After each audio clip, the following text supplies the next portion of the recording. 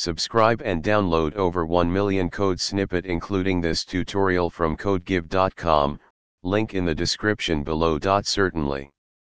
In Python, making HTTP requests with basic authorization involves sending an authorization header with the request.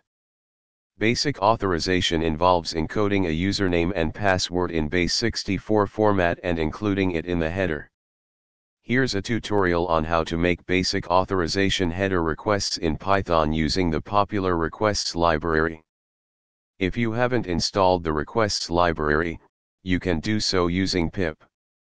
In your Python script, start by importing the necessary modules. Use the requests.get, requests.post, or any other HTTP method based on your needs. For this example, we'll use a GET request.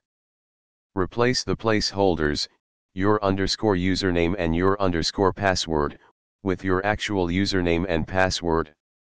This script sends a GET request to the specified URL with the authorization header containing the encoded credentials.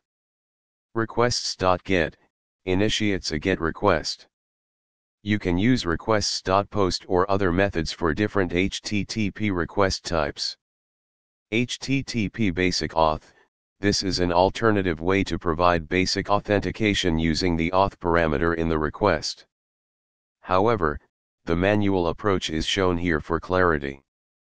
Base64.b64 encode encodes the username and password in base64 format. Headers contains the authorization header with the encoded credentials. Response holds the server's response.